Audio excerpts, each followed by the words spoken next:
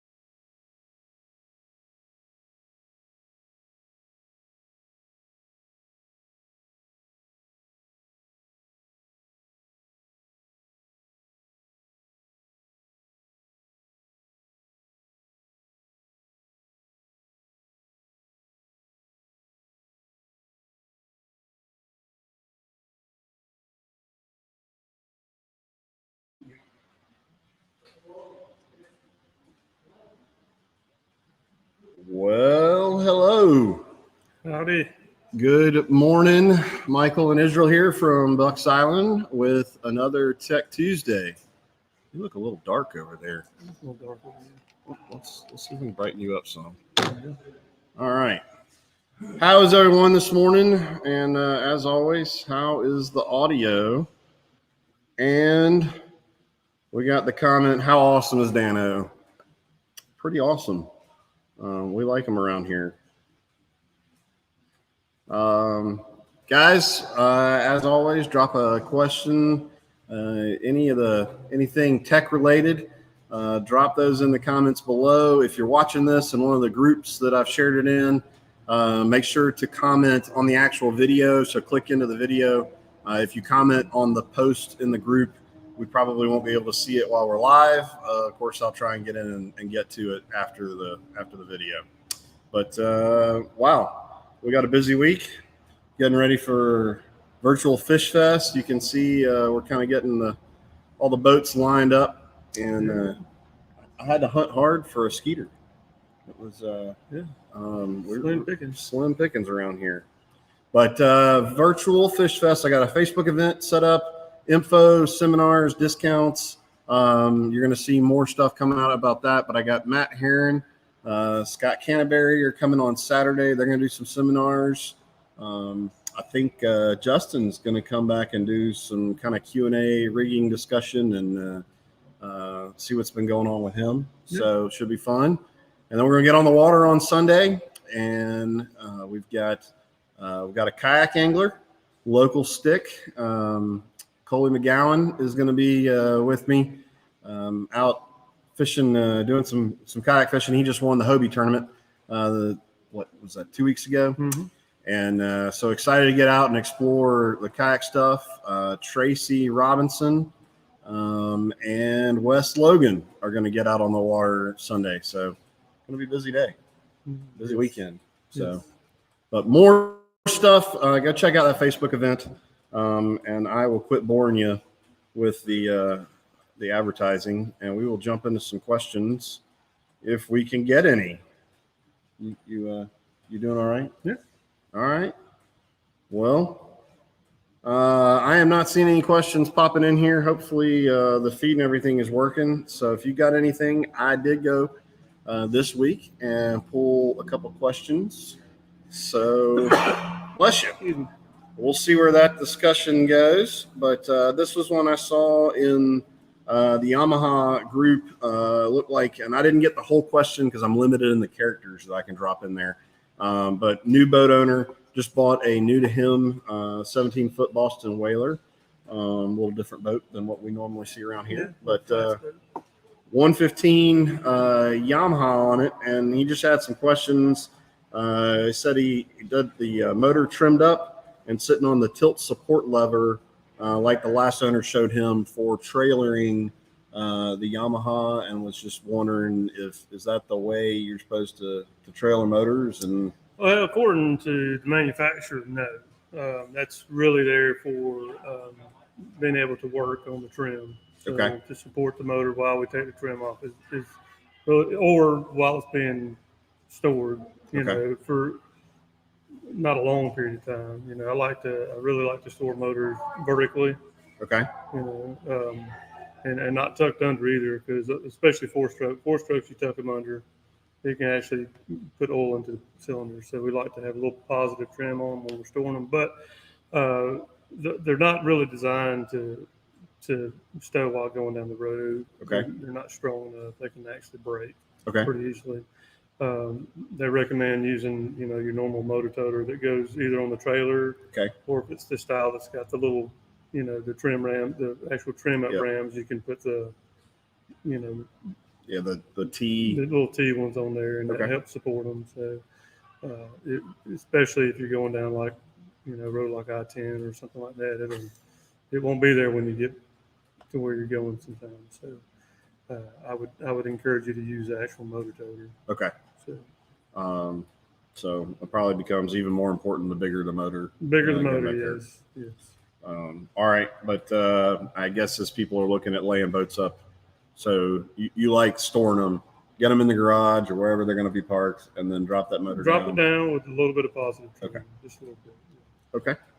All right. Well, I hope he sees that. And, especially if it's outside for sure, because we don't want water filling up into the bullet of the gear case. Gotcha. Okay. All right. Well, let's see. I saw a comment drop in here. When do the first bass cats arrive? Well, we've got one. I think I'm covering it up here. Yeah, back there. We've got one 2020 Cougar FTD that is here. I guess now, any week now, we ought to be getting a few next week or two. So, like everybody, I think they're trying as hard. I think our initial order was, we put orders in for 15-ish, I think is the number I've seen. 15 boats with about 6 or 8 of them that are definitely going to get built to come sit in the showroom. Mm-hmm. But basically that buys us spots. So depending on, so what happened, depending on what happens with customers coming in and wanting to custom order, and of course, if and it gives you the opportunity to order it, not be at the end of the line for Skeeter. We actually have spots saved where they'll go ahead and start building them. So if you want a custom ordered bass cat, this will be the time to do it. Yeah, this is, I mean, all brands has been pretty crazy this year with getting boats in there. All right. Let's see. Chad says, hey guys, let me ask, I'm seeing Falcon guys say 8-inch jack plate is what Falcon likes, but 10-inch hydro seems like if would have more clean water and better and quicker on plane. Can you explain, please? Jackplates on the Falcons. I know they've done a lot of their own research, obviously because they're the manufacturer, and it's hard to go against them because we don't, unless somebody specifically wants us to put that on there, there's no real way to know what it would do until you try it, and we haven't really had the resources and time to put different Jackplates on there and try. So all we can really go by is what they tell us. If somebody else has put that on there and it's been better, that would be some good information. I've done a lot of manual Jackplate experimenting, but I've never actually changed it out to a longer Jackplate. I don't guess, so I don't really know if it would help. And a lot of time it depends on how they design their hull, how one's going to react. In the same way where they put their balancing points, so your boat's got a fulcrum in there somewhere, and that can change by what you put on your boat. So if you put a bunch of light batteries in the back, that can change how they design the boat to balance. And at that point, maybe a longer Jackplate would probably help you. So we've been, I'm trying to think. I think mostly we've had the 8-inch Atlases. Mm-hmm. That's primarily what we've run on all the 205s and 215s, right? Yeah. So, and then the 195, we've probably put at least one or two Jackplates on at some point. We usually try to match the length of Jackplate that they have on there. And we've I know we order the 195s without the Jackplate, but pretty much all of our 205s and 215s we're ordering in. But yeah, like Iz said, we haven't been able to really pull motors off and swap Jackplates around and all that kind of stuff. Yeah. We have to hope that the manufacturer's done their homework and the things that they're putting on there are working relatively well. So. Well, and I know, Tim and Steven are, they seem like they put a lot of thought, a lot of practice and a lot of research into the holes as they've developed them. Yeah.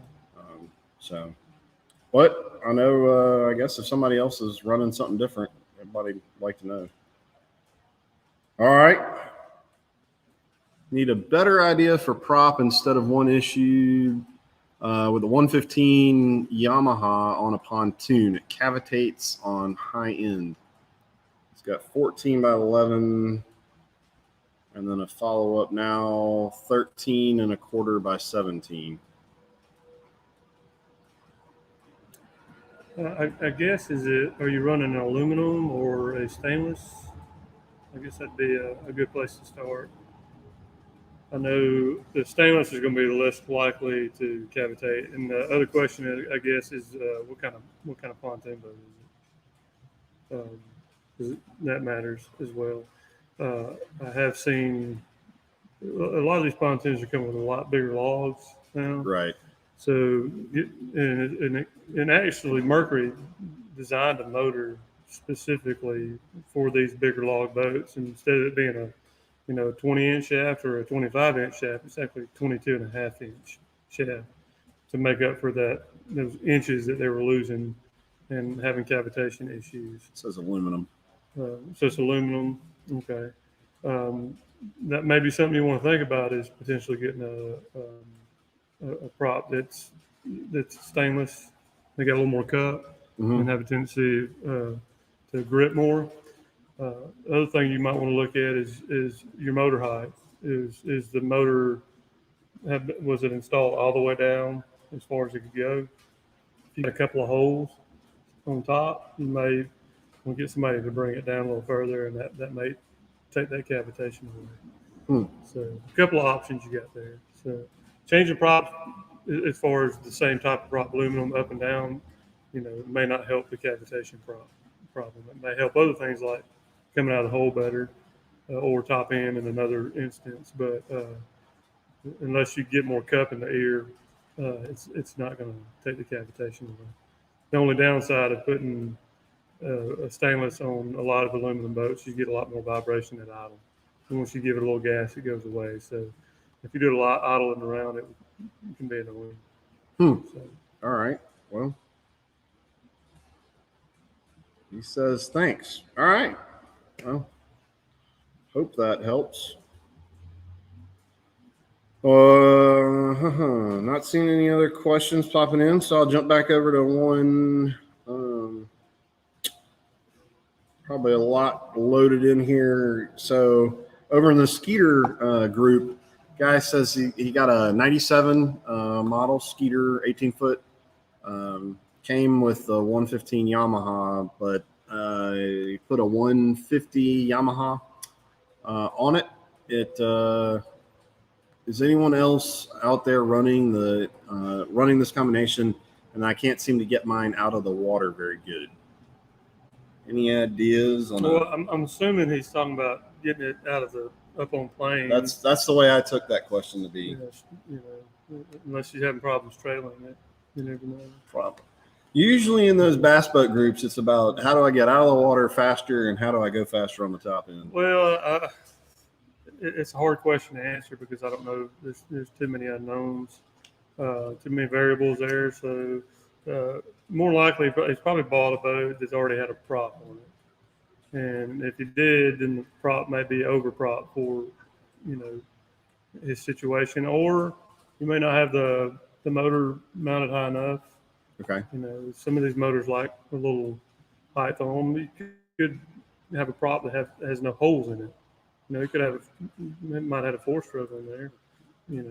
Well, I think the way, so it was an older, probably my guess would be a 97 115 two-stroke.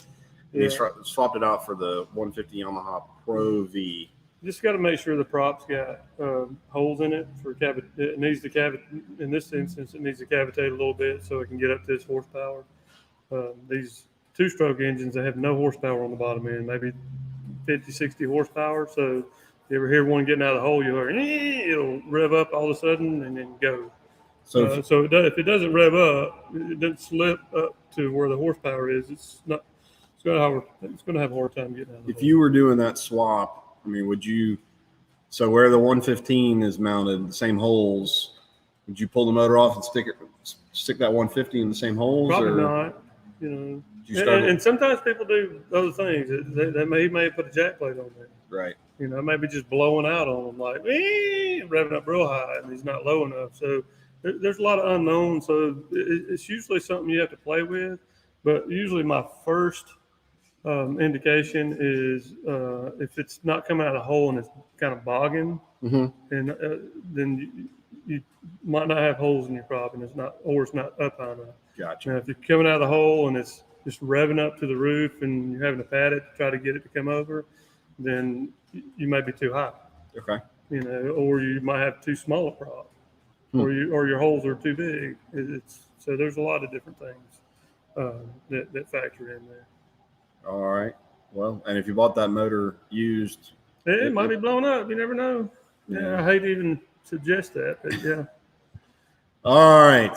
Well, let's. I saw our friend Mr. Timmy Taylor jumping in. Hey, haven't had a question from you in a while. Things going good. That's a good sign. I see him posting a bunch of going fishing. A few fish catches every now and again on the old interwebs. I saw a guy. I was at Mary and Tony's eating dinner on Sunday, and these guys were practicing at this tournament. And there's a little slough about maybe, I don't know if it's 100 yards away, but I could see him good. Okay. And he pulled him in about a pounder, a pound and a half, and me and Katie was out there clapping. I clapped for him. He looked at us like we was crazy. So yeah, I don't think he enjoyed his audience. I have not gotten the sense that. I was happy. I've been watching everybody. Nobody's catching fish. He caught one, so I was happy for him. All right, so we do have a question. Asking for a friend. That's what they always say. All right. If you suspect you've bent your Ultrex trolling motor propeller shaft, is that an easy fix? Possible cost? Well, there's two facets to that. It's pretty simple fix. It takes a little time, and depending on if it's still got, if it's the actual composite shaft and it's broken or bent, then you can. I think they'll replace those under warranty. Okay. If it's the metal shaft and it's bent, that may be another story. So and it becomes a little more trickier replacing that, but it's not too bad. I don't personally do them myself. I don't like trolling motors, but I got other guys that do. You got a it. guy. I got a guy. But the cost, it's hard to say. With usually it's about it takes about an hour or so labor to do it, and the parts are nominal. It's hard. I don't price the parts, but maybe a couple $100. Okay. All right. Well, who knows? So I think if you call Angela, she can price the parts and at least see if it's something that may be under warranty. If all right. if it's within its warranty. Oh, he said it's the metal propeller shaft, not the composite shaft. Oh, the shaft in the motor itself. Yeah. Well, I've bent them back before, so you never know. All right. Yeah. I don't know how much armature is, which you'd have to buy a whole armature. But yeah, that would be a lot more simple than replacing the composite shaft. All right. All right. Well, thanks for the question, Timmy, and tell your friend to be careful on that Ultrex. What else did you say? Working a lot. Sorry for not being around. Well, it's all right. We miss you. Hey, we noticed that you're the absence, so we appreciate when you do have time. And I'm glad that you're working a lot. That's awesome. Means you can afford to keep running that skeeter and getting out and going fishing. All right. David Knight, what is the best and the fastest bass boat Hefty combination has to offer for pro fishing? Are you asking what the best and fastest? Oh, okay. Wanting the best and fastest bass cat. Probably. What was the Aries? It's pretty quick. Yeah, that's so I will confess I am still diving in and getting familiar with the Bass Cat lineup. I've been so even with them coming in and everything, I've been so heads down trying to get ready for Virtual Fish Fest and get all that stuff done. But I don't know. That's well, I know that Bill Mayo's got the Aries, and it runs like not completely loaded down, but pretty lightweight. Load runs about mid 80s. I think when you load it down, it drops down to 81 or something like that. So that seems to be a pretty fast one. I haven't driven his yet. I'd like to. Yeah. So I guess for most of what we typically carry in here, you're getting into the 80s. I like Tim's answer there.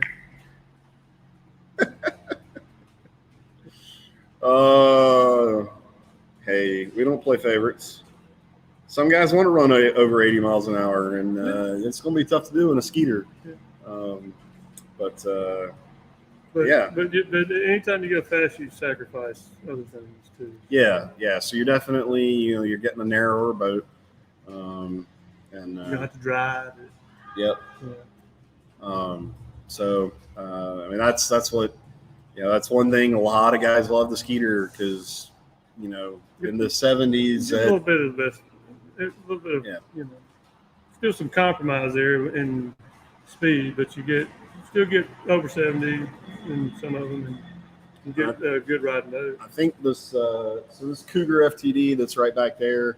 I think it's about a mid 70s when we were doing the video shoot, and I believe it's fairly well broken in. It was a factory demo boat, but it seems like a really nice setup as well. But the one thing I will give everyone I've talked to with in terms of Bass Cat, I don't know that there's another brand that I've seen with brand loyalty out of owners. Yeah, they seem to be. A lot of guys that get into the Bass Cats absolutely love them. And that's definitely